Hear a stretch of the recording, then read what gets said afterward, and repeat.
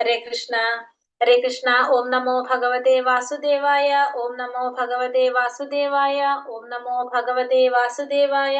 ഓം അജ്ഞാനതിമിരാന്ധസ്യ ജ്ഞാനാഞ്ജനാശലാകയാ ചക്ഷുരുന്മീലിതം യേന തസ്മൈ ശ്രീഗുരവേ നമഃ. നമോ വിഷ്ണുപാദായ കൃഷ്ണപ്രേഷ്ഠായ ഭൂതലേ ശ്രീമതേ ഭക്തിവേദാന്ത സ്വാമിനിധി നാമിനേ. നമസ്തേ സാരസ്വതേ ദേവേ ഗൗരവാണി പ്രചാരിണേ നിർവിശേഷ ശൂന്യവാദി പാശ്ചാത്യദേശധാരിണേ. ജയ ശ്രീകൃഷ്ണ ചൈതന്യ പ്രഭു നിത്യാനന്ദ ശ്രീ അദ്വൈത ഗദാധര ശ്രീവാസാദി ഗൗര ഭക്തവൃന്ദ. ഹരേ കൃഷ്ണ കൃഷ്ണ കൃഷ്ണ ഹരേ ഹരേ, ഹരേ രാമ രാമ രാമ ഹരേ ഹരേ. ഹരേ കൃഷ്ണ. ശ്രീ ശ്രീ രാധാ ഗോവിന്ദ ടെമ്പിൾ ഇസ്കോൺ മാംഗ്ലൂരിന്റെ ഈശോപനിഷത്ത് ക്ലാസ്സിലേക്ക് എല്ലാവർക്കും സ്വാഗതം. ഹരേ കൃഷ്ണ. ഹരേ കൃഷ്ണ. ഹരേ കൃഷ്ണ. എല്ലാവർക്കും പ്രണാമം. അപ്പൊ നമ്മള് ധ്യാന മന്ത്രം, ഒന്നാമത്തെ മന്ത്രം നമ്മൾ ഇന്നലെ പഠിച്ചു. ധ്യാന മന്ത്രത്തിൽ എന്താ കണ്ടത്? ഭഗവാൻ സത്യനും പരിപൂർണനുമാണ്. സർവചരാചരങ്ങളും ഭഗവാന്റെ അധീനത്തിലും ഉടമസ്ഥതയിലുള്ളതാണ്. ഭഗവാൻ പരിപൂർണമാണ്. ഓരോ ഒന്നാമത്തെ പറഞ്ഞത് അല്ലെ. പരിപൂർണമായിട്ട് ഭഗവാനിൽ നിന്ന് ഉത്ഭവിക്കുന്നതെല്ലാം പൂർണ്ണങ്ങളായിരിക്കും. എത്ര പൂർണ്ണങ്ങൾ ഉണ്ടായാലും ഭഗവാൻ സമ്പൂർണനായിട്ട് തന്നെ നിലനിൽക്കും. ഇതില് പറഞ്ഞത് ധ്യാന മന്ത്രത്തില് പറഞ്ഞത്. ഇനി ഒന്നാമത്തെ മന്ത്രത്തില് പറഞ്ഞു എല്ലാം ഭഗവാന്റെ ഉടമസ്ഥതയിലുള്ളതാണ്, ഉടമസ്ഥതയിലുള്ളതും നിയന്ത്രണത്തിലുള്ളതുമാണ്. അതുകൊണ്ട് തനിക്കായി നീക്കി വയ്ക്കപ്പെട്ട അർഹമായ വസ്തുവകൾ മാത്രം സ്വീകരിക്കുക, മറ്റുള്ളവരുടെ ഫലം ആഗ്രഹിക്കരുത്. ഓരോരുത്തർക്കും ഒരു വിഹിതം നീക്കി വെച്ചിട്ടുണ്ട്, അത് മാത്രം സ്വീകരിക്കാൻ പാടുള്ളൂ. മറ്റുള്ളവരുടേത് ആശിക്കാൻ പാടില്ല, സ്വീകരിക്കാനായിട്ട് പാടില്ല, ആശിക്കാൻ പാടില്ല എന്നുള്ളതാണ് നമ്മള് ഒന്നാമത്തേല് കണ്ടത് അല്ലെ. അപ്പൊ ഒന്നാമത്തതിന്റെ കണ്ടിന്യൂവേഷൻ ആണ് അടുത്തത്. രണ്ടാമത്തത് ഒന്നാമത്തത് അപ്പൊ നമ്മൾ എന്താ പറഞ്ഞത്? ഒന്ന് പറഞ്ഞൊരാള് ഒന്നാമത്തെ മന്ത്രം. ഓം പൂർണ്ണമദ പൂർണ്ണമിദം പൂർണ്ണാത് പൂർണ്ണമുദച്ഛമിദം സർവം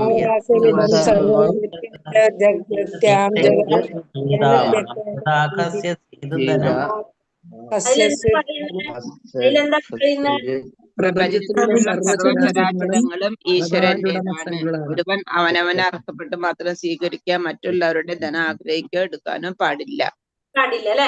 അപ്പൊ ഈ പ്രപഞ്ചത്തിലുള്ളതെല്ലാം ഭഗവാന്റെ നിയന്ത്രണത്തിലുള്ളതാണ്, ഭഗവാന്റെ ഉടമസ്ഥതയിലുള്ളതാണ്. ഇപ്പൊ നമുക്ക് ഓരോരുത്തർക്കും ഒരു വിഹിതം ഭഗവാൻ നീക്കി വെച്ചിട്ടുണ്ട്, അത് മാത്രം നമ്മള് സ്വീകരിക്കാൻ പാടുള്ളൂ, മറ്റുള്ളവരുടെ നമ്മള് ആശിക്കാൻ പാടില്ല എന്നുള്ളതാണ് നമ്മള് ഏതില് കണ്ടത്? ഒന്നാമത്തേല് കണ്ടത് അല്ലെ. മറ്റുള്ളവരെ ആശിക്കാൻ പാടില്ല, നമുക്ക് നീക്കി വെച്ചത് മാത്രമേ നമ്മള് സ്വീകരിക്കാനായിട്ട് പാടുള്ളൂ അല്ലെ. രണ്ടാമത്തെ മന്ത്രത്തിൽ പറയുന്നത് ഇങ്ങനെ നമുക്ക് നീക്കി വെച്ചത് മാത്രം നമ്മൾ സ്വീകരിക്കുകയാണെങ്കിൽ എത്ര കാലം വേണമെങ്കിലും നമുക്ക് എന്ത് ചെയ്യാൻ പറ്റും? ഈ ഇവിടെ ജീവിക്കാനായിട്ട് സാധിക്കും. മനസ്സിലായോ? ഒന്നാമത്തേൽ പറഞ്ഞതാണ് നമുക്ക് നീക്കി വെച്ചത് മാത്രമേ നമ്മൾ സ്വീകരിക്കാൻ പാടുള്ളൂ എന്ന് പറഞ്ഞു. രണ്ടാമത്തത് പറയണത് ആ വിധത്തിൽ, അതായത് അതേ രീതിയിൽ നമ്മൾ ചെയ്യുകയാണെങ്കിൽ, ഇപ്പൊ ഭഗവാൻ പറഞ്ഞ പോലെ നമുക്ക് നീക്കി വെച്ചത് മാത്രം നമ്മൾ സ്വീകരിച്ച് മറ്റുള്ളവരെ ആശിക്കാതെ നമ്മൾ ഈ ലോകത്ത് ജീവിക്കുകയാണെങ്കിൽ നമുക്ക് എത്ര കാലം വേണമെങ്കിലും നമുക്ക് ഇവിടെ ജീവിക്കാൻ സാധിക്കും. നമ്മൾ എന്തുണ്ടാവില്ല? കർമ്മബന്ധനങ്ങൾ നമ്മളെ തളയ്ക്കുന്നില്ല. മനസ്സിലാവുണ്ടോ? അപ്പൊ രണ്ടാമത്തത് എന്താണ്? എളുപ്പമാണ്. ഒന്നാമത്തെ അപ്പൊ മറ്റുള്ളവരുടെ അപഹരിക്കുന്നത് നാശം സംഭവിക്കുമോ? അതാണ് അതിന്റെ അർത്ഥം.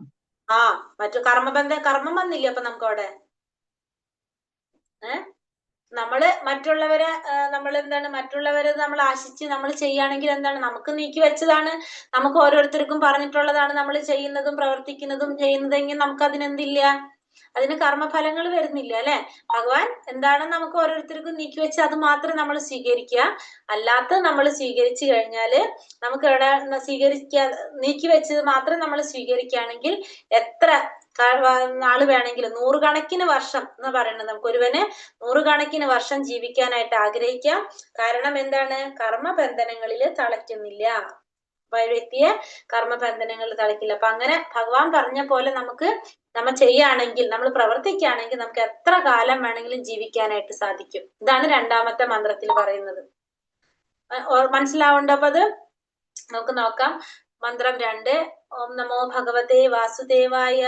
കുർവന്നേവേഹ കർമാണി ജിജീവിഷേച്ച തം സമഃ ഏവം ത്വയി നാന്യഥേതോസ്തി ന കർമാ ലിപ്യതേ നരേ.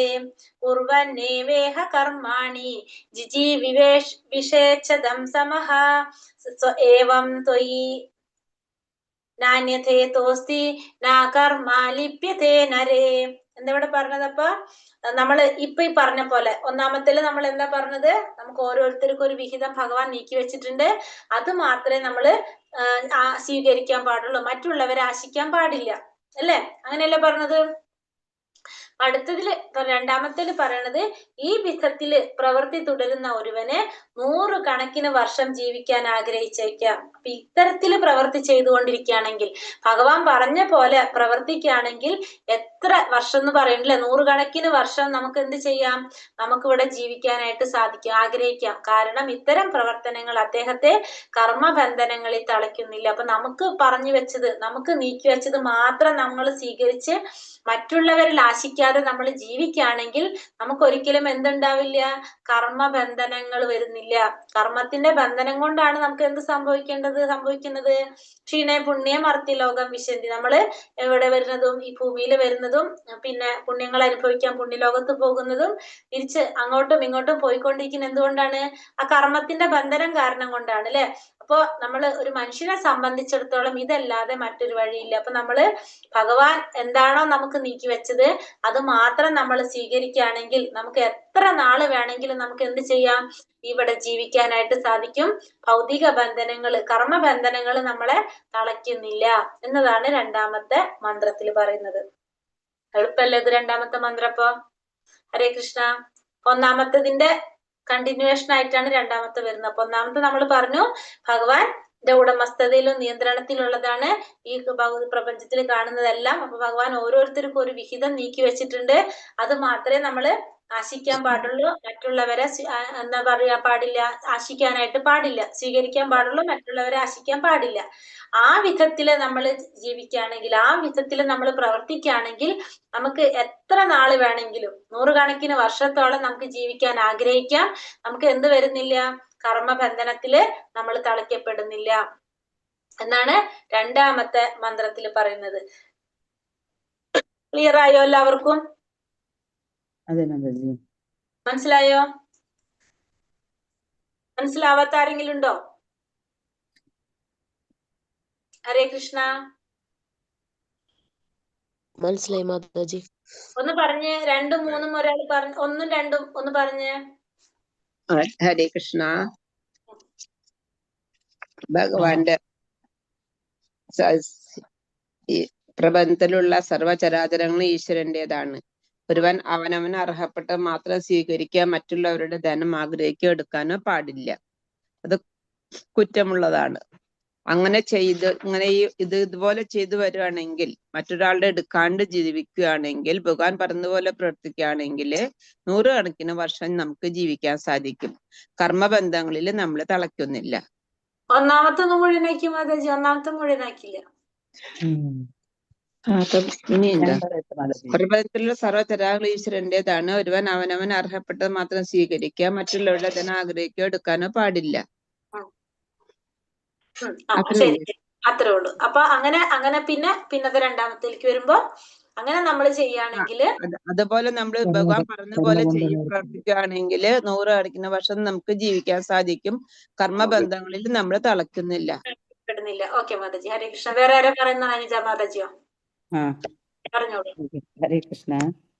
സർവചരാചരങ്ങളും ഈശ്വരന്റെ ഉടമസ്ഥതയിലുള്ളതാണ്. ഭഗവാന്റെ നിയന്ത്രണത്തിലാണ്. ഓരോരുത്തർക്കും ഭഗവാൻ നീക്കിവെച്ചിട്ടുള്ളത് മാത്രം, തനിക്ക് അർഹമായ വസ്തുക്കൾ മാത്രം സ്വീകരിക്കുകയാണെങ്കിൽ മറ്റുള്ളവരുടെ ധനം ആഗ്രഹിക്കരുത്. ഭഗവാൻ പറഞ്ഞതുപോലെ പ്രവർത്തിച്ചാൽ 100 കണക്കിന് വർഷം നമുക്ക് ജീവിക്കാം. കർമ്മബോധങ്ങൾ നമ്മളെ തളയ്ക്കുന്നില്ല. മനുഷ്യനെ സംബന്ധിച്ചിടത്തോളം ഇതല്ലാതെ മറ്റൊരു വഴിയില്ല. ഹരേ കൃഷ്ണ. മനസ്സിലായല്ലോ ഇപ്പൊ എല്ലാവർക്കും അതിപ്പോ എന്താന്നുള്ളത്. ഇനി അതിന്റെ ഭാവാർത്ഥത്തിലേക്ക് പോകാം നമുക്ക്. ജീവിത തത്വം, ആത്മാവിന്റെ സ്വഭാവം. ആരും മരിക്കാൻ ആഗ്രഹിക്കുന്നില്ല. എല്ലാ ജീവികളും ദീർഘായുസ് ആഗ്രഹിക്കുന്നു. അപ്പൊ നമ്മൾ ആരും എന്താഗ്രഹിക്കുന്നില്ല? മരിക്കാൻ നമ്മൾ ആരും ആഗ്രഹിക്കുന്നു. നമുക്ക് കുറെ നാള് ജീവിക്കാനാണ് നമുക്ക് ആഗ്രഹം, അല്ലെ? നമുക്ക് ഏറ്റവും പേടി എന്താണ്? മരണഭയാണ്. നമ്മുടെ ഏറ്റവും വലിയ ഭയം എന്ന് പറയുന്നത് മരണഭയാണ്. നമുക്ക് ഒരിക്കലും മരിക്കാൻ നമ്മൾ ആരും ആഗ്രഹിക്കുന്നില്ല. നിലനിൽപ്പിന് വേണ്ടിയുള്ള എല്ലാ ജീവികളുടെയും ശ്രമം സ്വാഭാവികമാണ്. ആത്മാവ് നശിക്കാത്തതും അനശ്വരവുമായ ഒന്നാണ്. ആത്മാവിനാണെങ്കിലോ നാശമില്ല, പക്ഷെ നമ്മുടെ ശരീരം നശിക്കാനുള്ളതാണ്. ഇപ്പോ നമുക്ക് ആ നിലനിൽക്കാൻ വേണ്ടിയിട്ട് എല്ലാ ജീവികളും എന്ത് ചെയ്തുകൊണ്ടിരിക്കുകയാണ്? സ്വയം ശ്രമിച്ചുകൊണ്ടിരിക്കുകയാണ് ആ ശരീരത്തിനെ നിലനിർത്താൻ വേണ്ടിയിട്ട്. ആത്മാവ് നാശമില്ല. അപ്പൊ എന്തിനെ നിലനിർത്താനാണ് നമ്മൾ ശ്രമിക്കുന്നത്? നമ്മുടെ ഈ ശരീരത്തിനെ നിലനിർത്താൻ വേണ്ടിയിട്ട് നമ്മൾ ശ്രമിച്ചുകൊണ്ടേയിരിക്കുകയാണ്. ശരീരം നശിക്കുമ്പോഴും ആത്മാവിന് ദേഹാന്തര പ്രാപ്തി ഉണ്ടാകുന്നു. നമ്മൾ ഭഗവത്ഗീതയിൽ പഠിച്ചിട്ടുണ്ട്, അല്ലെ? ആത്മാവ് നശിക്കുന്നേ ഇല്ല. നമ്മൾ ആ ശരീരം നശിക്കുമ്പോൾ ആത്മാവ് എന്ത് ചെയ്യാണ്? അടുത്ത ശരീരത്തിലേക്ക് പോകാണ് ചെയ്യുന്നത്. 2-ാമത്തെ അധ്യായത്തില് നമ്മൾ പറയുന്നുണ്ടത്. ഒരുവന്റെ കർമ്മത്താൽ അവൻ ഭൗതിക ലോകത്തിൽ തളയ്ക്കപ്പെടുന്നു. ജീവിവർഗത്തിന് ജീവിതാവശ്യങ്ങൾ നേടാൻ കർമ്മം കൂടിയേ തീരൂ. അപ്പൊ ഒരുവൻ എന്ത് ചെയ്യാണ്? ഈ ഭൗതിക ലോകത്തില് കർമ്മം കൊണ്ട് അവനെ തളയ്ക്കാണ് ചെയ്യുന്നത്. നമുക്കറിയാം, പുണ്യകർമ്മം ചെയ്യാല് പുണ്യഫലങ്ങൾ അനുഭവിക്കണം, അല്ലാത്ത കർമ്മം ചെയ്ത അത്തരത്തിലുള്ള ഫലം അനുഭവിക്കണം. അപ്പൊ എന്തും എവിടെയാണ് അനുഭവിക്കുന്നത്? ഒക്കെ ഈ ഭൗതിക ലോകത്തിലാണ് അനുഭവിക്കുന്നത്. അപ്പൊ നമ്മളാണെങ്കിലോ നമ്മുടെ ജീവിതത്തിൽ ഓരോ ആവശ്യങ്ങൾ ചെയ്യാൻ വേണ്ടിയിട്ട് ഓരോ ആവശ്യങ്ങൾക്ക് വേണ്ടിയിട്ട് നമുക്ക് കർമ്മം ചെയ്തേ പറ്റൂ. കർമ്മം ചെയ്യാതിരിക്കാൻ നമുക്ക് പറ്റില്ല. അപ്പൊ അതിന്റെ ഫലമായിട്ട് പുണ്യമായാലും പാപമായാലും നമ്മൾ അതിവിടെ അനുഭവിക്കേണ്ടതായിട്ട് വരും. ഇപ്പൊ കർമ്മത്തെ നമുക്ക് 3ആയിട്ട് തിരിക്കാം. ഏതൊക്കെയാണ്? കർമ്മം, അകർമ്മം, വികർമ്മം. അകർമ്മം, അതറിയാവോ എല്ലാവർക്കും? കർമ്മം എന്താണ്? ഫലമിച്ഛിച്ചുകൊണ്ട് ചെയ്യുന്ന പ്രവൃത്തിയെ കർമ്മം എന്ന് പറയും. അകർമ്മം ബലം ഇച്ഛിക്കാതെ പ്രവർത്തിക്കുന്നത്, ഭഗവാന് വേണ്ടി, അല്ലെ? ഭഗവാന് വേണ്ടി പ്രവർത്തിക്കുന്നത്, ഭഗവാന് വേണ്ടി പ്രവർത്തിക്കുന്നത്. വികർമ്മം ശാസ്ത്രവിരുദ്ധമായിട്ട് ചെയ്യുന്നത് വികർമ്മം, അല്ലെ? വികർമ്മം. അപ്പൊ കർമ്മം എന്ന് പറഞ്ഞാൽ ഫലേച്ഛയോട് കൂടി നമ്മൾ ചെയ്യുന്ന പ്രവർത്തികളെല്ലാം കർമ്മത്തിൽ വരും. അത് ഭഗവാന് വേണ്ടി ചെയ്തു കഴിഞ്ഞാൽ അത് അകർമ്മമാകും. ശാസ്ത്രത്തിന് വിരുദ്ധമായിട്ട് ചെയ്തു കഴിഞ്ഞാൽ അതിനെ നമ്മൾ വികർമ്മം എന്ന് പറയും. അപ്പൊ 3 തരത്തില് നമുക്ക് കർമ്മത്തെ തിരിക്കാനായിട്ട് സാധിക്കും. കർമ്മം, വേദങ്ങളിൽ നിർദ്ദേശിക്കപ്പെട്ടിട്ടുള്ള നിർദ്ദിഷ്ട കർത്തവ്യങ്ങളെ കർമ്മം എന്ന് പറയാം. അകർമ്മം എന്ന് പറഞ്ഞാൽ ജനന മരണ ചക്രത്തിൽ നിന്ന് മുക്തനാകാൻ പ്രയോജനപ്പെടുന്ന കർമ്മങ്ങളെ അകർമ്മം എന്ന് പറയാം. വികർമ്മം എന്ന് പറഞ്ഞാൽ സ്വന്തം സ്വാതന്ത്ര്യം ദുരുപയോഗപ്പെടുത്തി അനുഷ്ഠിക്കപ്പെടുന്നതും ഹീനതരമായ ജന്മത്തിന് ഹേതുഭൂതവുമായ കർമ്മമാണ് വികർമ്മം. അത് നിങ്ങൾക്ക് ഇപ്പൊ ഞാൻ പറഞ്ഞ പോലെ എഴുതിയാലും മതി, ഇത് പെട്ടെന്ന് മനസ്സിലാവണില്ലെങ്കിൽ കേട്ടോ. സത്കർമ്മങ്ങൾ, ദുഷ്കർമ്മങ്ങൾ ഇവ രണ്ടും ഭൗതിക ക്ലേശങ്ങളിൽ ഒരുവനെ ബന്ധിക്കുന്നുവെന്ന് ബുദ്ധിയുള്ള മനുഷ്യർക്കറിയാം. തൽഫലമായി അവർ പ്രതികരണത്തിന് ഇടവരുത്തുന്ന സത്പ്രവർത്തികളിൽ ദുഷ്പ്രവർത്തികളിൽ നിന്നും തങ്ങളെ മോചിപ്പിക്കുന്ന കർമ്മങ്ങൾ ആരായുന്നു. അപ്പൊ നമ്മൾ സത്കർമ്മം ചെയ്താലും ദുഷ്കർമ്മം ചെയ്താലും നമുക്ക് എന്ത് വരും? ഭൗതികമായിട്ട് നമ്മളെ ബന്ധിക്കുന്നു എന്നുള്ളത് ആർക്കറിയാൻ സാധിക്കും? മനുഷ്യർക്ക്, ബുദ്ധിയുള്ളവർക്ക് അറിയാൻ സാധിക്കും. അല്ലെങ്കിൽ നമ്മൾ എന്താ വിചാരിക്കോ, സത്കർമ്മം ചെയ്തു കഴിഞ്ഞാൽ കുഴപ്പമില്ലല്ലോ എന്നല്ലേ? പക്ഷെ ഈ 2 കർമ്മങ്ങളും സത്കർമ്മമായാലും ദുഷ്കർമ്മമായാലും നമ്മളെ ബന്ധിക്കുകയാണ് ചെയ്യുന്നത്. അപ്പൊ അതുകൊണ്ട് തന്നെ അങ്ങനെ പ്രതികരണങ്ങളില്ലാത്ത നമ്മൾ ചെയ്യുന്ന കർമ്മങ്ങൾക്ക് പ്രതിപ്രവർത്തനങ്ങളില്ലാത്ത തരത്തിലുള്ള കർമ്മങ്ങൾ നോക്കുന്നതാണ് ആര്? ബുദ്ധിയുള്ളവർ അങ്ങനത്തെ നോക്കും. സത്പ്രവർത്തികളിൽ നിന്നും ദുഷ്പ്രവർത്തികളിൽ നിന്നും മോചിപ്പിക്കുന്ന തരത്തിലുള്ള കർമ്മങ്ങള് അന്വേഷിച്ചു കൊണ്ടിരിക്കും ആര്? ബുദ്ധിയുള്ള മനുഷ്യര്. ഭഗവത്ഗീതയിലെ കർമ്മ സിദ്ധാന്തം എന്താണ് പറയുന്നത്? വൈദിക സാഹിത്യത്തിലെ നിർദ്ദിഷ്ട കർമ്മങ്ങൾക്കനുസരിച്ച് ജീവിതം നയിക്കാതെ അകർമ്മം കൈവരിക്കാൻ കഴിയില്ല. ഭഗവത്ഗീത 3-ാം അധ്യായത്തിൽ 9 മുതൽ 16 വരെ പറഞ്ഞു. അപ്പൊ വൈദിക സാഹിത്യങ്ങളിൽ നിർദ്ദിഷ്ട കർമ്മങ്ങൾക്കനുസരിച്ച് ജീവിതം നയിക്കാതെ അകർമ്മം കൈവരിക്കാനായിട്ട് കഴിയില്ല. അപ്പൊ നമുക്കറിയാം, നമ്മുടെ ശാസ്ത്രങ്ങളിൽ പറഞ്ഞിരിക്കുന്ന പോലെ നമ്മൾ എന്ത് ചെയ്യണം? ആ കർമ്മകാണ്ഡത്തിൽ പറയുന്നുണ്ടല്ലേ, കർമ്മങ്ങൾക്കനുസരിച്ച് ജീവിതം നയിക്കാതെ നമുക്ക് എന്ത് പറ്റില്ല? അകർമ്മം കൈവരിക്കാൻ വിവരിക്കാനായിട്ട് കഴിയില്ല. പരമദിവ്യോത്തമ പുരുഷനായ വാസുദേവന്റെ അധീശതയെ ഒരുവൻ സാക്ഷാത്കരിക്കുമ്പോൾ അവൻ ശരിയായ ജ്ഞാനത്തിൽ എത്തിച്ചേർന്നതായിട്ട് പറയാം. എപ്പോഴാണ് ഒരു വ്യക്തി ശരിയായ ജ്ഞാനത്തിൽ എത്തിച്ചേരുന്നത്? ഭഗവാനെ കുറിച്ച് മനസ്സിലാക്കുമ്പോൾ, ഭഗവാന്റെ ആ അധീശത്വതയെ കുറിച്ച് മനസ്സിലാക്കുമ്പോൾ, ഭഗവാന്റെ എന്താ പറയാ ഉടമസ്ഥതയെ കുറിച്ച്, ഭഗവാനെ കുറിച്ച് തത്വത്തിൽ മനസ്സിലാക്കുക. അപ്പോഴാണ് ഒരു വ്യക്തിക്ക് ജ്ഞാനം നേടി, ശരിയായ ജ്ഞാനം നേടി എന്ന് നമുക്ക് പറയാനായിട്ട് സാധിക്കുന്നത്. വിശുദ്ധി കൈവരിക്കുന്നതോടെ സത്വഗുണം, രജോ ഗുണം, തമോ ഗുണം എന്നീ പ്രകൃതിയുടെ ഗുണങ്ങൾ അയാളിൽ പ്രവർത്തിക്കാതാകും.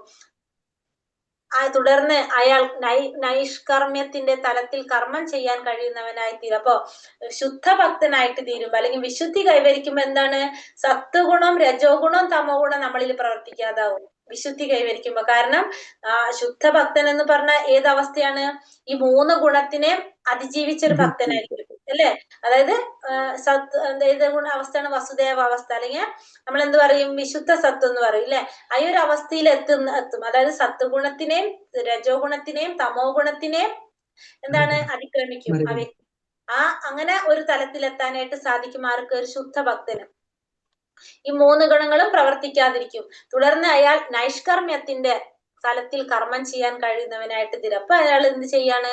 ഫലങ്ങളില്ലാതെ ഭഗവാന് വേണ്ടിയിട്ട് കർമ്മം ചെയ്യുന്ന ഒരവസ്ഥയിലെത്തും. ഇസങ്ങൾ ഇതിലില്ലാന്ന് തോന്നുന്നു. ഇത് മറ്റേതിലത്തെ കണ്ടായിരുന്നു തോന്നുന്നു. ഇതിലില്ല കേട്ടോ, ഈ അധ്യായത്തിലില്ല. നമുക്ക് വിടാം. ആ 3 കർമ്മങ്ങളൊന്നും കൂടി പറയൂ. ഏതാണ് 3 കർമ്മങ്ങള്? കർമ്മം, അകർമ്മം, വികർമ്മം. അകർമ്മം എന്ന് പറഞ്ഞാല് നമ്മള് ഫലേച്ഛയോടുകൂടി, ഇപ്പൊ നമ്മള് ശാസ്ത്രത്തിൽ പറയുന്ന പ്രകാരം ഫലം ആഗ്രഹിച്ചുകൊണ്ട് ചെയ്യുന്ന പ്രവർത്തികളെല്ലാം കർമ്മത്തിൽ വരുന്നതാണ്. രണ്ടാമത്തത് അകർമ്മം എന്ന് പറഞ്ഞാല് ഭഗവാൻ വേണ്ടി ചെയ്യുന്നത്. അതായത് നമുക്കപ്പോ അതിൽ എന്തില്ല? പ്രതിപ്രവർത്തനങ്ങളൊന്നും ഇല്ല. ഭഗവാന് വേണ്ടി ചെയ്യുന്നത് അകർമ്മം. വികർമ്മം എന്ന് പറഞ്ഞാൽ ശാസ്ത്രത്തിന് നിക്ഷിപ്തമായിട്ട്, ശാസ്ത്രത്തിന് വിരുദ്ധമായിട്ട് ചെയ്യുന്നത് വികർമ്മം. നമ്മൾ പറഞ്ഞില്ല ഉദാഹരണമൊക്കെ അതിന്റെ ഒരു അടുത്തത് വൃക്ഷം 100 കണക്കിനോ 1000 കണക്കിനോ വർഷങ്ങൾ ജീവിക്കുന്നു. വൃക്ഷങ്ങളെ പോലെ വളരെ കാലം ജീവിച്ചിരിക്കുന്നത് കൊണ്ടോ ഒട്ടകത്തെ പോലെ ഭക്ഷിക്കുന്നത് കൊണ്ടോ പ്രയോജനമില്ല. ഈശ്വരനെ കേന്ദ്രമാക്കിയിട്ടുള്ള ഒരു എളിയ ജീവിതം, ഈശ്വരാധിഷ്ഠിതമല്ലാത്ത മാനവികത, സോഷ്യലിസം എന്നിവയാൽ കബളിപ്പിക്കുന്ന ജീവിതത്തെക്കാൾ മഹത്തരമാണ്. ഇതിലുള്ളതാണ് അതും. ഇതിലുണ്ട് അല്ലേ. ഇപ്പൊ നമ്മളെന്താ പറഞ്ഞത്? വൃക്ഷങ്ങള് കുറെ വർഷങ്ങൾ വൃക്ഷങ്ങൾ ജീവിക്കും അല്ലെ. വൃക്ഷങ്ങളെ പോലെ വളരെ കാലം ജീവിക്കുന്നതുകൊണ്ടോ ഒട്ടകത്തെ പോലെ കുറെ ഭക്ഷിക്കുന്നത് കൊണ്ട് പ്രയോജനമില്ല. നമ്മൾ എങ്ങനെ ചെയ്യണം? നമ്മള് ഈശ്വരൻ അധിഷ്ഠിതമായിട്ടുള്ള ജീവിതമാണ് നമ്മള് മഹത്തരമായിട്ടുള്ളത്. അല്ലാത്ത ഈശ്വരനെ കുറിച്ച് ചിന്തിക്കാത്ത അത്തരത്തിലുള്ള ജീവിതം എന്താണ്? അത് മഹത്തരമല്ലാത്തൊരു ജീവിതമാണെന്ന് പറയാം. നമ്മുടെ ജീവിതത്തിൽ നമുക്ക് എന്ത് വേണം? കാരണം മനുഷ്യന്റെ പരമമായ ധർമ്മം ഭഗവത് സേവനമാണ്. അപ്പൊ ഭഗവാനെ സേവിക്കാത്ത, ഭഗവാനെ പറ്റി ചിന്തിക്കാത്ത ഒരു ജീവിതം എപ്പോഴും എങ്ങനെയായിരിക്കും? അത് ആപത്കരമാണെന്ന് പറയാം, മഹത്തരമല്ലാത്തതാണ്. ഹരേ കൃഷ്ണ കൃഷ്ണ കൃഷ്ണ ഹരേ ഹരേ, ഹരേ രാമ രാമ രാമ ഹരേ ഹരേ. ഈ തരത്തില് കർമ്മത്തിനെ കുറിച്ചൊക്കെ എന്താണ് പറയാ, ഭക്തിരസാമൃത സിന്ധുവിൽ എത്തിക്കുമ്പോ നമുക്കത് പറയാൻ പറ്റും. അതിൽ പറയുന്നുണ്ട് ഏത് തരത്തിലുള്ളതാണ് ഭഗവാൻ അധിഷ്ഠിതമായിട്ടുള്ള കർമ്മങ്ങൾ ഏതാണ് എന്നൊക്കെ അവിടെ ക്ലിയർ ആയിട്ട് പറയും. അപ്പൊ ഇവിടെ നമുക്ക് ഈ മന്ത്രത്തിലും ബാക്കിയുള്ളൊക്കെ ഭഗവത്ഗീതയിലുള്ള പോയിന്റ്സ് തന്നെയായിരുന്നു. മെയിൻ ആയിട്ട് നമ്മൾ രണ്ടാമത്തെ മന്ത്രത്തിൽ അപ്പൊ എന്താ കണ്ടത്? ഒന്നാമത്തെ നമ്മൾ പറഞ്ഞു ഭഗവാന്റെ ഉടമസ്ഥതയിലുള്ളതെല്ലാതും ധിനതയിലുള്ളതാണ് എല്ലാ ചരാചരങ്ങളും. അവർക്ക് ഓരോരുത്തർക്കും ഓരോ വിഹിതം ഭഗവാൻ നീക്കി വെച്ചിട്ടുണ്ട്. അത് മാത്രം സ്വീകരിക്കാൻ പാടുള്ളൂ, മറ്റുള്ളത് ആശിക്കാൻ പാടില്ല എന്നല്ലേ. അങ്ങനെ രണ്ടാമത്തിലൊക്കെ പറഞ്ഞ എന്താണ്? അങ്ങനെ നമ്മൾ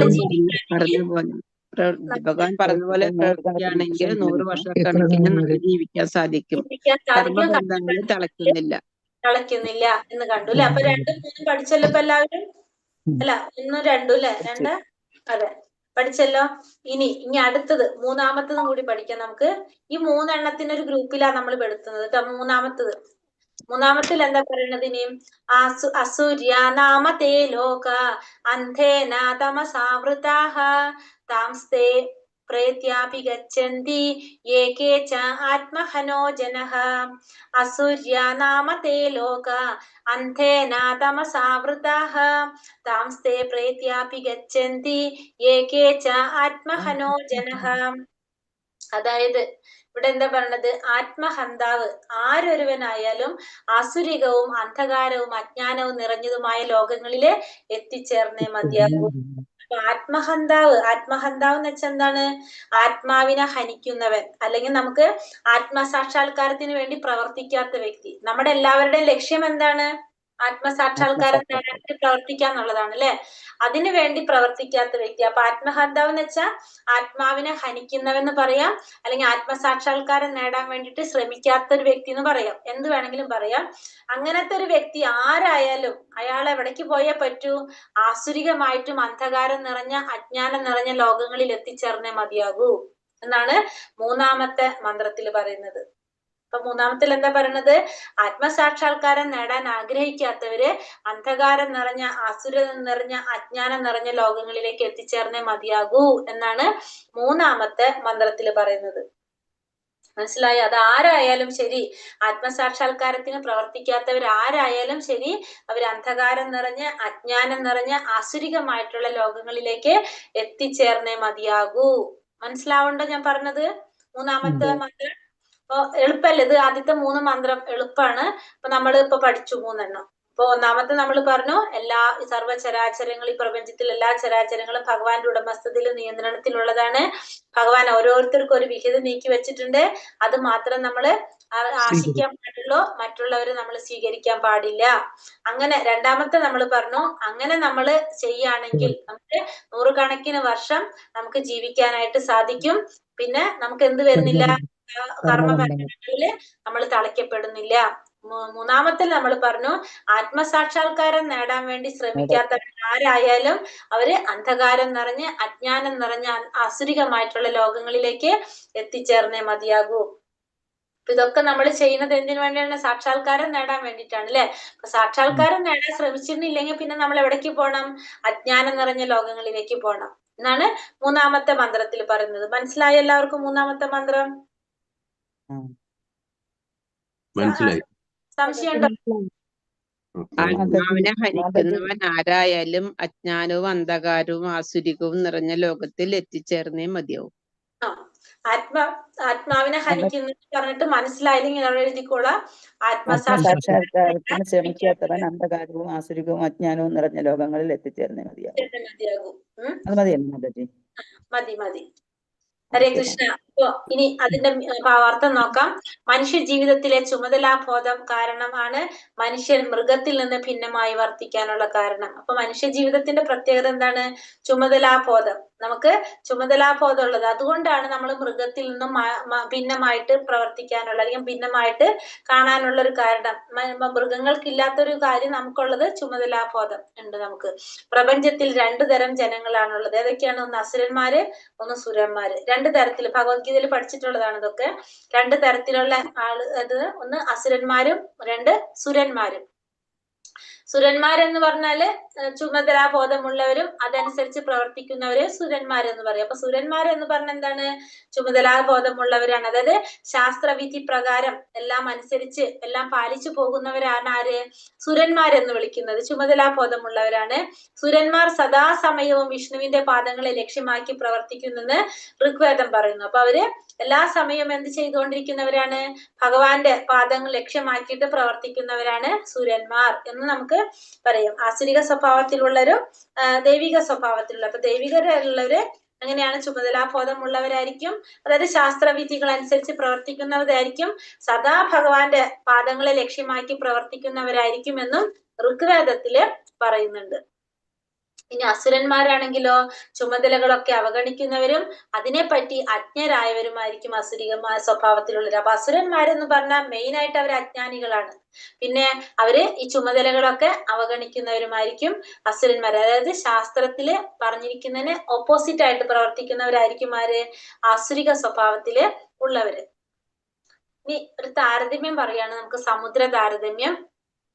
ഇവിടെ നമ്മുടെ ശരീരത്തിന് ബോട്ടായിട്ട്, സമുദ്രം അതായത് ഈ ഭൗതിക പ്രപഞ്ചത്തിനൊരു സമുദ്രമായിട്ടാണ് പറയുന്നത്. ഈ പ്രപഞ്ചം എന്ന് പറയുന്നത് ഒരു സമുദ്രമാണ്.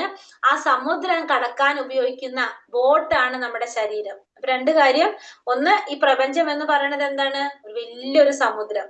ആ സമുദ്രത്തിനെ കടക്കാനായിട്ട് ഉപയോഗിച്ചിരിക്കുന്ന ഒരു രൂപകൽപ്പന ചെയ്തിട്ടുള്ള ഒരു ബോട്ടാണ് എന്ത്?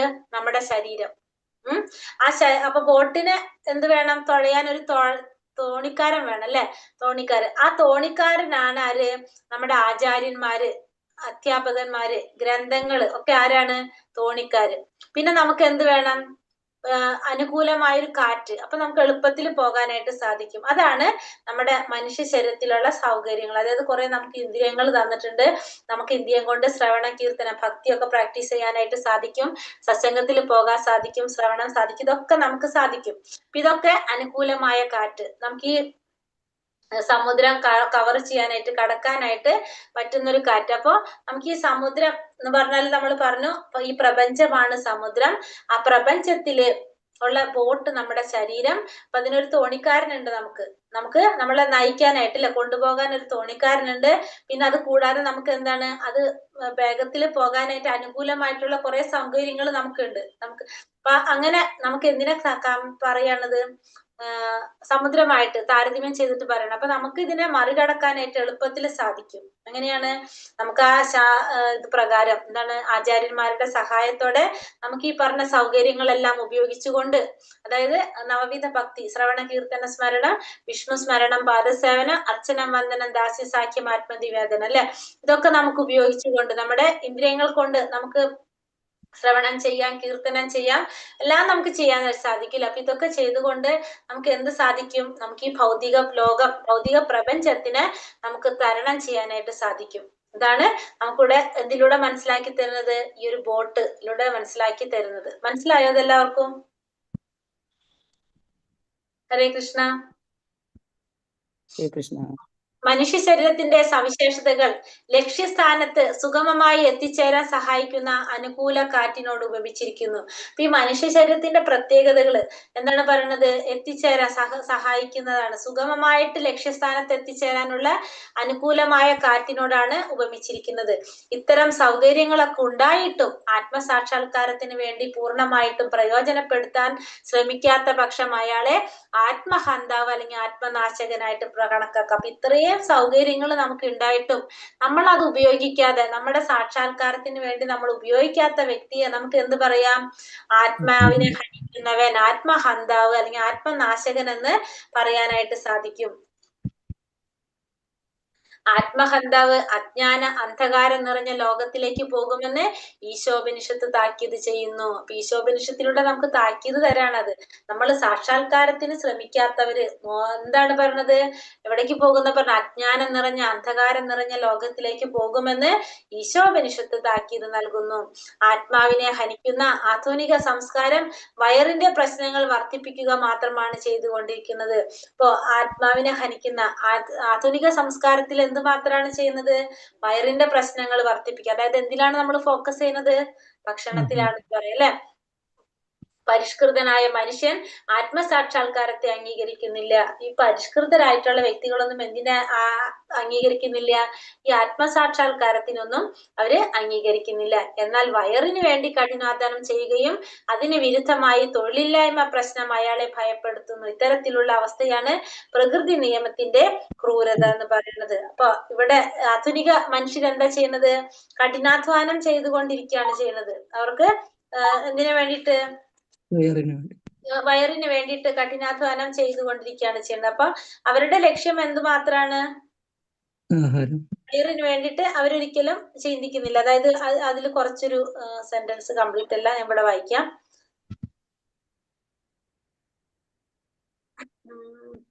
വിശക്കുമ്പോൾ വയർ നിറയ്ക്കുക എന്ന വ്യാപാരത്തിൽ മാത്രം മുഴുകിക്കഴിയുന്ന മൃഗങ്ങളെക്കാൾ മനുഷ്യജന്മം സിദ്ധിച്ച ഒരാൾക്ക് ഉന്നതമായ ചുമതലകൾ നിർവഹിക്കാനുണ്ട്. അപ്പൊ വിശക്കുമ്പോ വയർ നിറയ്ക്കുക എന്നുള്ളൊരു വ്യാപാരത്തിൽ മുഴുകിയിരിക്കുന്ന മൃഗങ്ങള്, അതിനേക്കാളും മനുഷ്യജന്മം കിട്ടിയ ഒരു വ്യക്തിക്ക് അതിനേക്കാളും കൂടുതൽ ചുമതലകൾ നിർവഹിക്കാനുണ്ട്. എന്നിരിക്കെ ആത്മാവിനെ ഹനിക്കുന്ന ആധുനിക സംസ്കാരം വയറിന്റെ പ്രശ്നങ്ങൾ വർദ്ധിപ്പിക്കുക മാത്രമാണ് ചെയ്തുകൊണ്ടിരിക്കുന്നത്. അപ്പൊ ആധുനിക സംസ്കാരം എന്താ ചെയ്തുകൊണ്ടിരിക്കുന്നത്?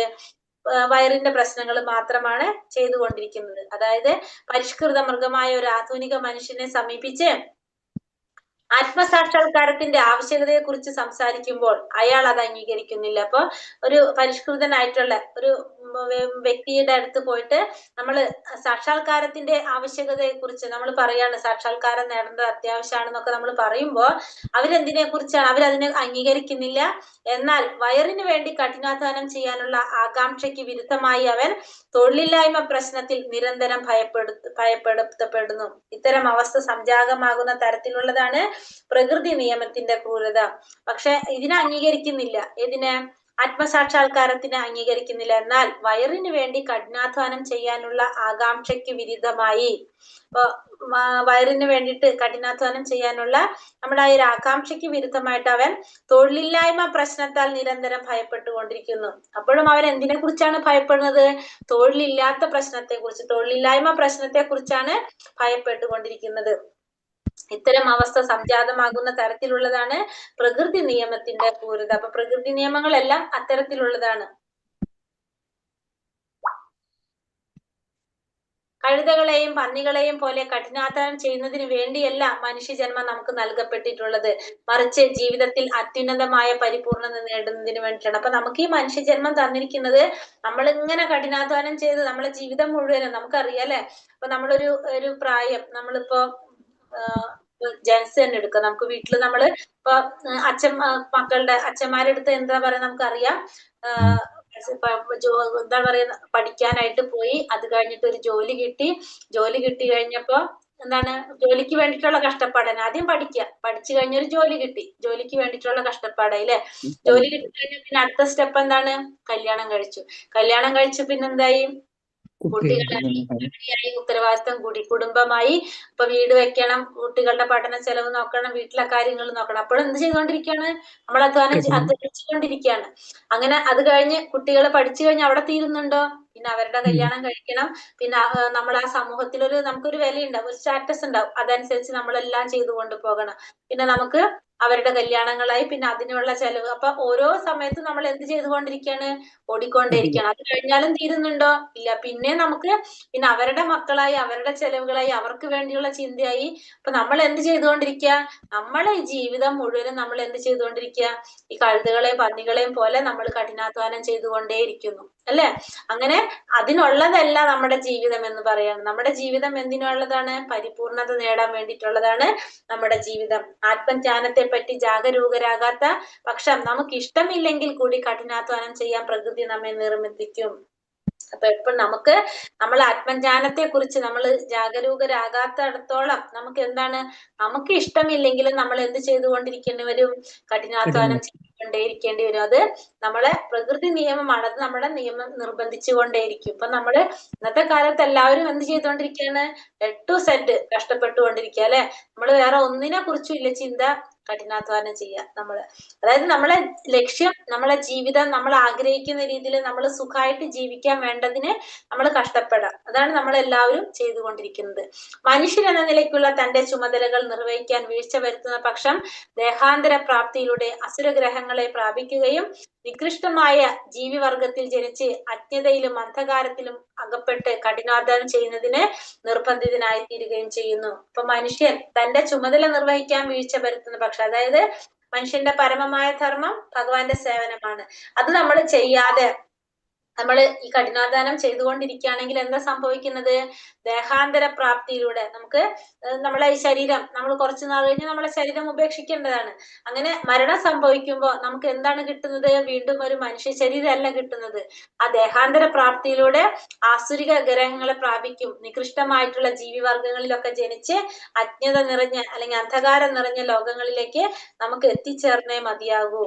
അത് നമുക്ക് മനസ്സിലാക്കാൻ സാധിക്കും. അതല്ലേ, ആത്മസാക്ഷാത്കാരത്തിന്റെ പാതയിൽ ആത്മാർത്ഥമായി ശ്രമിച്ചിട്ടും അത് മുഴുമിക്കാൻ കഴിഞ്ഞിട്ടില്ല എങ്കിൽ അത്തരക്കാർക്ക് ഉത്തമ കുടുംബത്തിൽ പ്രത്യക്ഷപ്പെടാൻ അവസരം ലഭിക്കുന്നു. ഇനി നേരെ മറിച്ച് ആത്മസാക്ഷാത്കാരത്തിന് ശ്രമിച്ചു, പക്ഷെ അവർക്കത് മുഴുവിക്കാൻ സാധിച്ചില്ല, നമ്മുടെ സാഹചര്യം കൊണ്ടോ എന്തെങ്കിലും കാരണം കൊണ്ടോ നമുക്കത് മുഴുവിക്കാൻ സാധിച്ചില്ലെങ്കിലും എന്താണ്, ഭഗവത്ഗീതയിൽ ഭഗവാൻ പറയുന്നുണ്ട് അല്ലെ, അങ്ങനെയാണെങ്കിൽ അത്തരക്കാർക്ക് എന്ത് സാധിക്കും, അടുത്തൊരു ജന്മം കിട്ടുമ്പോ അങ്ങനെ ശ്രേഷ്ഠമായ ഒരു കുടുംബത്തിൽ ജന്മം എടുത്തുകൊണ്ട് നമുക്ക് എന്ത് സാധിക്കാണ്, അവിടെ പ്രവർത്തിക്കാൻ നമുക്ക് അവസരം കിട്ടും.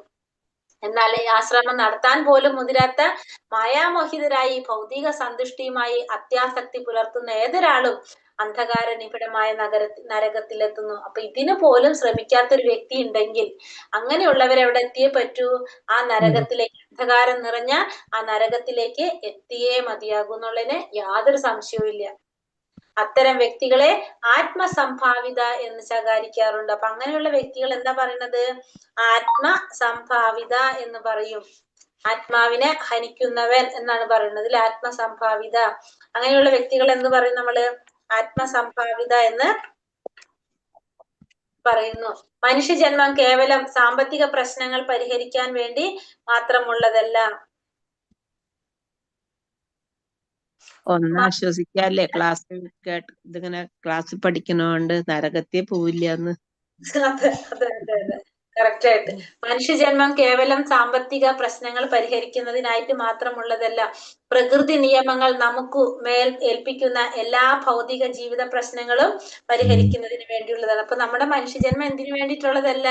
നമ്മള് ഇത്തരത്തിലുള്ള സാമ്പത്തിക പ്രശ്നങ്ങൾ പരിഹരിച്ചു പോകാൻ വേണ്ടിയിട്ടുള്ളതല്ല നമ്മുടെ മനുഷ്യജന്മം. നമ്മൾ എന്തിനാണ് ഈ നമ്മുടെ പ്രകൃതി നിയമങ്ങൾ നമുക്ക് മേൽ ഏൽപ്പിക്കുന്ന എല്ലാ ഭൗതിക ജീവിത പ്രശ്നങ്ങളും പരിഹരിക്കാനുള്ളത് കൂടിയാണ്. നമുക്ക് സാമ്പത്തിക പ്രശ്നം മാത്രമല്ല നമുക്ക് ഈ ജീവിതത്തിൽ പരിഹരിക്കാനുള്ളത്, ഈ ഭൗതിക ജീവിതത്തില് അല്ലാത്ത പ്രശ്നങ്ങളും എന്തൊക്കെയുണ്ടോ അതും പരിഹരിക്കേണ്ടത് നമ്മൾ ചെയ്യേണ്ടതാണ്. ഹരേ കൃഷ്ണ കൃഷ്ണ കൃഷ്ണ ഹരേ ഹരേ, ഹരേ രാമ രാമ രാമ ഹരേ ഹരേ. പഞ്ചാകൽപതരൂപശ്ച കൃപാ സിന്ധോഭ്യവ ച പതിതാനാം പാവനേഭ്യോ വൈഷ്ണവേഭ്യോ നമോ നമഃ. അനന്ത കോടി വൈഷ്ണവൃന്ദി കി ജയ്, ശ്രീല പ്രഭുപാദ് കി ജയ്, ഗുരുദേവ് കി ജയ്, നിതായ് ഗൗര പ്രമാനന്ദേ, ഹരി ഹരി ബോൽ. ഹരേ കൃഷ്ണ. അപ്പോ നമ്മൾ ഇന്ന് 2 മന്ത്രം പഠിച്ചു. ടോട്ടൽ ഇപ്പൊ 4 പഠിച്ചു നമ്മൾ, അല്ലെ? ആദ്യത്തെ കൂടാതെ 3 മന്ത്രം പഠിച്ചു. ക്വസ്റ്റ്യൻ ആൻസർ നോക്കിയിട്ട് നമുക്കത് മന്ത്രം പറയാം. ക്വസ്റ്റ്യൻ ആൻസർ ക്വസ്റ്റ്യൻ ഇട്ടിട്ടില്ലല്ലോ മാതാജി. അല്ലേ? 2ന്റെ ഉണ്ട്, 3ന്റെ ഇട്ടില്ല. 3ന്റെ ഇല്ല. ഇപ്പൊ ഇട്ടുണ്ടോ? ഇട്ടുണ്ട്. ആ ശരി.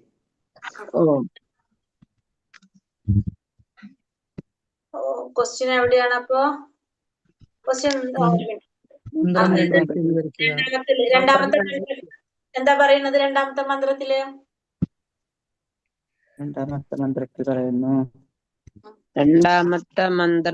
പറയുന്നത് ഭഗവാൻ പറഞ്ഞതുപോലെ വർഷം ജീവിക്കാൻ സാധിക്കും. നമുക്ക് ജീവിക്കാം.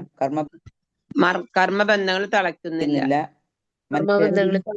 ഒരു മനുഷ്യനെ സംബന്ധിച്ചിടത്തോളം ഇതല്ലാതെ മറ്റൊരു വഴിയില്ല അല്ലെ?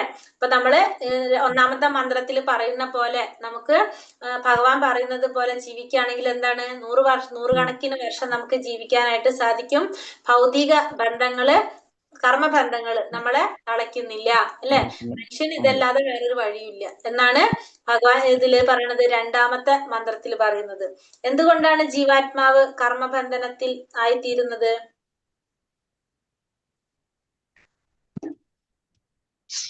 ജീവാത്മാവ് എന്തുകൊണ്ടാണ് കർമ്മബന്ധനത്തിലായിത്തീരുന്നത്? ഭൗതികമായിട്ടുള്ള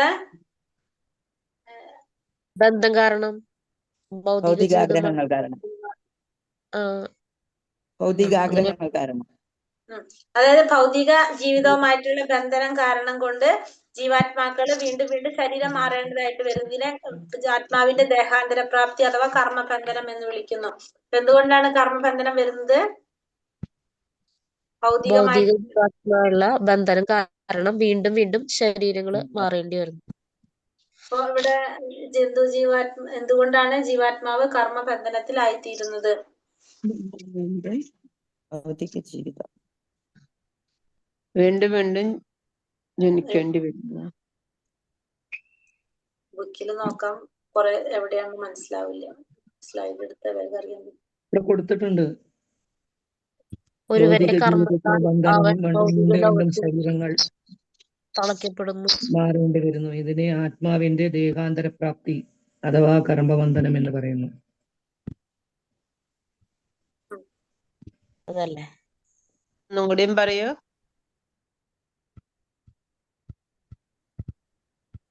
ഭൗതിക ജീവിതവുമായുള്ള ബന്ധനം കാരണം. വീണ്ടും വീണ്ടും ശരീരങ്ങൾ മാറേണ്ടി വരുന്നു.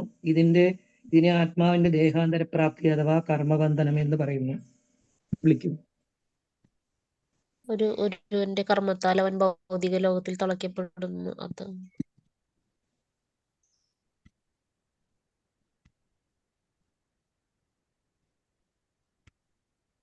അതന്നെ മാതാജി. അതായത് നമ്മള് ഭൗതികമായിട്ടുള്ള കാര്യങ്ങളില് തളയ്ക്കപ്പെടുന്നു. ജീവിതവുമായുള്ള ബന്ധം കാരണം എന്നാണ് ഭൗതിക ജീവിതമായുള്ള ബന്ധനം കാരണം വീണ്ടും വീണ്ടും ശരീരം മാറേണ്ടി വരും. അതിനെ കർമ്മബന്ധനം എന്ന് പറയും.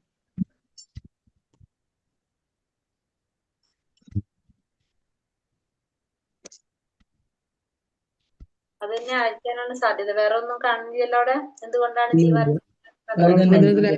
എന്തുകൊണ്ടെന്നല്ലേ ചോദിച്ചിരിക്കുന്നത് മാതാജി?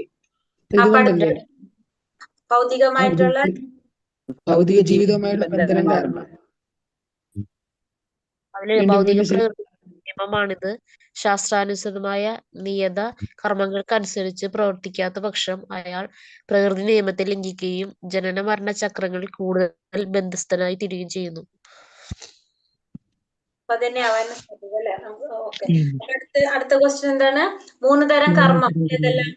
കർമ്മം, അകർമ്മം, വികർമ്മം. ഇത് നമ്മൾക്ക് മാനസികം, വാചികം, ശാരീരികം കർമ്മങ്ങള് അതില്ലല്ലോ നമ്മളിൽ ഇല്ലാത്തത്. അത് സുകർമ്മം എന്നാൽ എന്താ? സുകർമ്മം ഇല്ല, കർമ്മവും വന്നില്ലല്ലോ. ഇല്ല, സുകർമ്മവും പറഞ്ഞിട്ടില്ല. മാതാജി 4ാമത്തെ ക്വസ്റ്റ്യൻ അല്ലേ? മാനസികം, വാചികം, ശാരീരികം. അതിൽ കൊടുത്തിട്ടില്ല. കർമ്മങ്ങളെ വിശദമാക്കുക.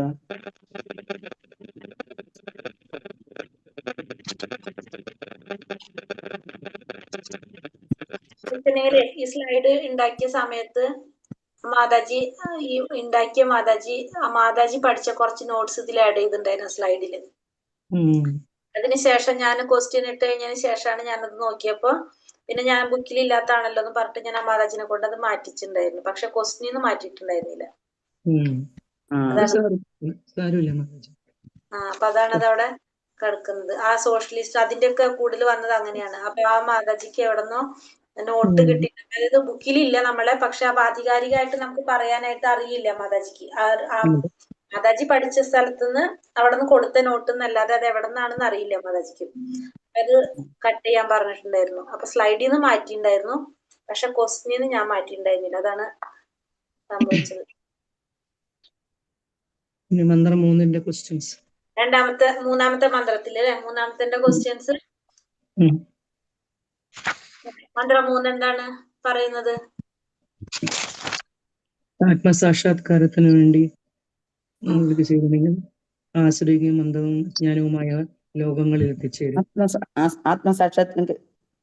ആത്മസാക്ഷാത്കാരത്തിന് ശ്രമിക്കാത്തവൻ അന്ധകാരവും ആസുരവും അജ്ഞാനവും നിറഞ്ഞ ലോകങ്ങളിൽ എത്തിച്ചേർന്നേ മതിയാവൂ അല്ലെ? 3ാമത്തിൽ പറഞ്ഞപ്പോ ആത്മസാക്ഷാത്കാരം നേടാൻ ശ്രമിക്കാത്തവര് അന്ധകാരം നിറഞ്ഞ അജ്ഞാനം നിറഞ്ഞ ലോകങ്ങളിലേക്ക് എത്തിച്ചേർന്നേ മതിയാകൂ. മനുഷ്യൻ മൃഗത്തിൽ നിന്ന് ഭിന്നമായി വർത്തിക്കാനുള്ള കാരണം എന്താണ്? ചുമതലാബോധം അല്ലെ? ചുമതലാബോധം എന്നല്ലേ നമ്മൾ പറഞ്ഞ വേട്?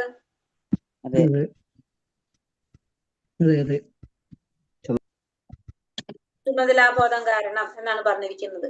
പിന്നെ പ്രപഞ്ചത്തിലുള്ള ജനങ്ങളെ തരംതിരിക്കുന്നത് എങ്ങനെയാണ്? 2 തരത്തിൽ അല്ലെ? 1 സുരന്മാരും 2 അസുരന്മാരുമായിട്ടല്ല തരംതിരിച്ചത്. മനുഷ്യ ശരീരത്തിന്റെ സവിശേഷതകൾ സമുദ്രത്തിന് അല്ലെ പറഞ്ഞത്? ശരീരത്തിന് ബോട്ടിനോട് അല്ലെ? ശരീരത്തിന് ബോട്ടിനോട്, പ്രപഞ്ചം സമുദ്രത്തിനോട്, പിന്നെ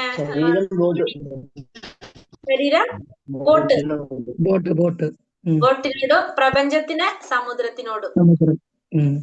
പിന്നെ ശാസ്ത്രജ്ഞങ്ങളും അതൊന്നും പറയാൻ തോണിക്കാര് ഈ സമുദ്രം എന്നത് ഭൗതിക പ്രപഞ്ചം. സമുദ്രം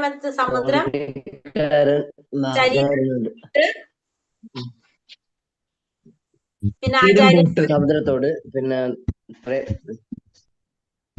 ഒന്ന് അത് ആചാര്യന്മാര് തോണിക്കാര് തോണിക്കാരുള്ളവര് പിന്നെ നമ്മുടെ ആ. സൗകര്യങ്ങള് നമ്മുടെ ശരീരത്തിലുള്ള സൗകര്യങ്ങള് അനുകൂലമായ ബോട്ട് കാറ്റ്. ശരീരം തോണിക്കാരനെന്താണ് മാതാജി? തോണിക്കാരൻ ആചാര്യൻ വേദഗ്രന്ഥങ്ങൾ ആചാര്യന്മാര് തുഴക്കാർ മനസ്സിലായില്ല. തോണിക്കാരൻ. വേദഗ്രന്ഥങ്ങൾ ആചാര്യന്മാര് അവരൊക്കെയാണ് തോണിക്കാരെന്ന് പറഞ്ഞത്. ഓക്കെ. ആചാര്യൻ ശരീരത്തിന് ബോട്ടിനോട്, ഭൗതിക പ്രപഞ്ചത്തെ സമുദ്രത്തോട്, ആചാര്യന്മാർ തോണിക്കാർ, തോണി തോണിക്കാരായിട്ട് അല്ലെ. അതായത് ശരീരത്തിന്റെ സൗകര്യങ്ങൾ, അനുകൂലമായ കാറ്റ്. കാറ്റ്. ശരീരം ഇവിടെ ബോട്ടാണ്. അപ്പൊ ശരീരം ബോട്ടാകുമ്പോ സൗകര്യങ്ങൾ, ശരീരത്തിലെ സൗകര്യങ്ങൾ, സൗകര്യങ്ങൾ, അനുകൂലമായ കാറ്റ്.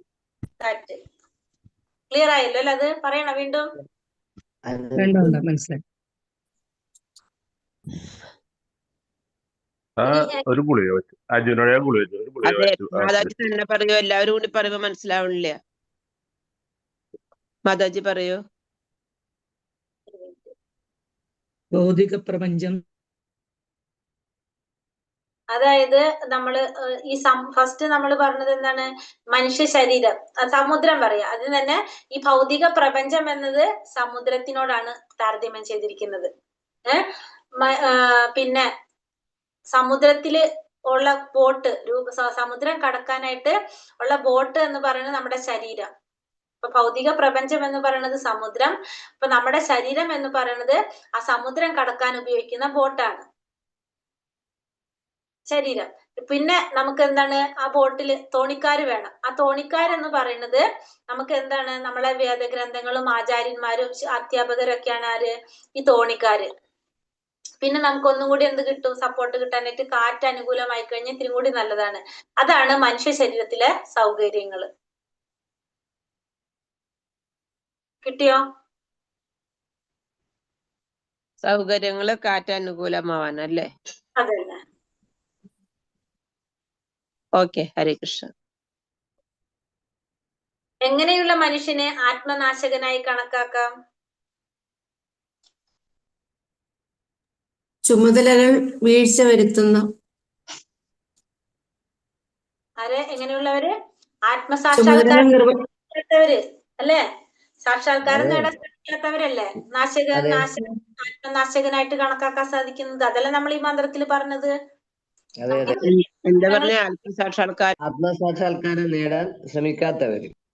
അതായത് ഇത്രയും സൗകര്യങ്ങൾ നമുക്ക് ഉണ്ട്. ഇപ്പൊ സമുദ്രം, കാറ്റ്, ഇതൊക്കെ ആയിട്ട് നമ്മൾ കമ്പയർ ചെയ്തു. ഇത്രയും സൗകര്യങ്ങൾ നമുക്ക് ഉണ്ടായിട്ടും അതിന് ശ്രമിച്ചില്ലെങ്കിൽ നമ്മൾ ആരാണ്? ആത്മനാശകനാണ് അല്ലെ? മനുഷ്യൻ തന്റെ ചുമതലകൾ നിർവഹിക്കാൻ വീഴ്ച വരുത്തുന്ന പക്ഷം എന്താണ് സംഭവിക്കുന്നത്?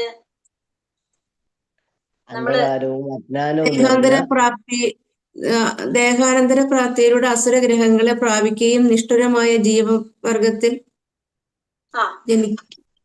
അതെ, അതായത് നമുക്ക് എന്ത് സംഭവിക്കും? നമ്മൾ വീഴ്ച വരുത്തുന്ന പക്ഷം നമ്മള് മരണം സംഭവിക്കുമ്പോ നമുക്ക് എന്താണ്? ദേഹാന്തര പ്രാപ്തിയിലൂടെ അസുരഗ്രഹങ്ങളെ പ്രാപിക്കും, നികൃഷ്ടമായ ജീവിവർഗത്തിൽ ജനിച്ച് അജ്ഞതയിലും അന്ധകാരത്തിലും. അതായത് നമ്മൾ എന്ത് സംഭവിക്കും? നമുക്ക് ദേഹാന്തര പ്രാപ്തിയിൽ നമ്മൾ താഴ്ന്ന ഗ്രഹങ്ങളിലേക്ക് പോയിക്കൊണ്ടിരിക്കുക. അജ്ഞാനം നിറഞ്ഞ, അന്ധകാരം നിറഞ്ഞ ലോകങ്ങളിലേക്ക് നമ്മൾ പോകാൻ നിർബന്ധിതനായി തീരും. എങ്ങനെയാണെങ്കിൽ? നമ്മുടെ ചുമതലകൾ നിർവഹിക്കാൻ നമ്മൾ വീഴ്ച വരുത്തുന്ന പക്ഷം അന്ധകാരം നിറഞ്ഞ പിന്നെന്താണ്? ആസുരികമായ ഗ്രഹങ്ങളിലേക്ക് നമ്മൾ പോകും.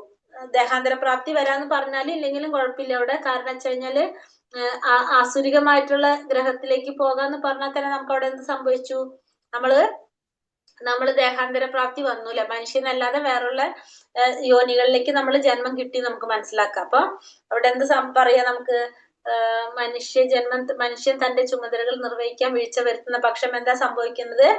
അജ്ഞാനം നിറഞ്ഞ ലോകങ്ങളിലേക്ക് അല്ലെങ്കിൽ ഗ്രഹങ്ങളിലേക്ക് നമ്മൾ പോകാൻ നിർബന്ധിതനായി തീരാണ് ചെയ്യുന്നത്. ആത്മസംഭാവിത എന്താണെന്ന് വ്യക്തമാക്കുക. ആത്മാവിനെ ഹനിക്കുന്നവൻ.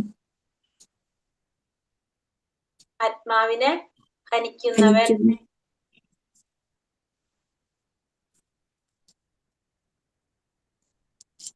ഒരു മിനിറ്റ്. പുസ്തകമുള്ള ആരെങ്കിലും ഉണ്ടോ? അതെവിടെയാന്ന് കണ്ടോ? കണ്ടു.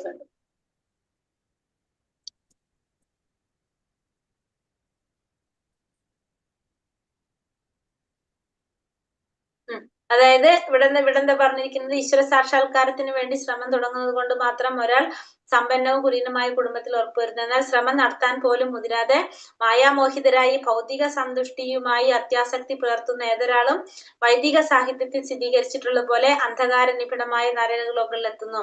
അത്തരത്തിലുള്ള ഭൗതിക അസുരന്മാർ ചിലപ്പോൾ മതത്തിന്റെ പരിവേഷം സ്വീകരിക്കാറുണ്ടെങ്കിലും അവരുടെ യഥാർത്ഥ ലക്ഷ്യം ഭൗതികോത്കർഷം മാത്രമാണ്. ഭഗവത്ഗീത ഇത്തരം വ്യക്തികളെ ആത്മസംഭാവിത എന്ന് ശങ്കാരിക്കുന്നു. അപ്പൊ ആത്മസംഭാവിത എന്ന് വെച്ചിട്ടുണ്ടെങ്കില് നമ്മൾ ഈ പറഞ്ഞത് തന്നെ അല്ലെ, സാക്ഷാത്കാരം നേടാൻ ശ്രമിക്കാതെ അന്ധകാരം നിറഞ്ഞ അങ്ങനെ ലോകത്തിലേക്ക് പോകേണ്ടതായിട്ട് വരും. അപ്പൊ അത്തരത്തിലുള്ള വ്യക്തികള് ഭൗതികമായ ഉത്കർഷത്തിന്, ഭൗതികമായിട്ടുള്ള ഉന്നമനത്തിന് ശ്രമിക്കുന്നവർ, ആത്മീയമായ ഉന്നമനത്തിന് ശ്രമിക്കാത്തവരെ നമുക്ക് എന്ത് പറയാം? ആത്മസംഭാവിത എന്ന് പറയാം. ആത്മീയമായ, അതായത് ഇവരെന്തിനു ശ്രമിക്കുന്നില്ല? ഭൗതികമായ ഉന്നമനത്തിന് ശ്രമിക്കാതെ വേറെന്താ പറയാ? ഉന്നമനം എന്ന് പറയാൻ ഭൗതികമായി ആത്മീയമായ ആത്മസാക്ഷാത്കാരത്തിന് ശ്രമിക്കാതെ ഭൗതികമായ ഉന്നമനത്തിന് വേണ്ടി ശ്രമിക്കുന്നവരെ നമുക്ക് പറയാം. ഇതിൽ കുറെ ഉണ്ട്, ഇങ്ങനെ എഴുതിയാൽ മതി. അപ്പൊ നമുക്ക് ആത്മസാക്ഷാത്കാരത്തിന് ശ്രമിക്കാതെ ഭൗതികമായ ഉന്നമനത്തിന് വേണ്ടി ശ്രമിക്കുന്നവരെ ആത്മസംഭാവിത എന്ന് പറയാം. അല്ല, ഭൗതികമായ ജീവിതം നയിക്കാൻ വേണ്ടി പ്രയത്നിക്കുന്നവർ, ഭൗതിക സുഖത്തിന് വേണ്ടി പ്രയത്നിക്കുന്നവർ, ആത്മസാക്ഷാത്കാരത്തിന് ശ്രമിക്കാതെ ഭൗതികമായ ഉന്നമനത്തിന് ശ്രമിക്കുന്നു. വേണ്ടി കിട്ടിയില്ലേ അതിന്റെ? ഭൗതിക ജീവിതത്തിന് വേണ്ടി ഭൗതിക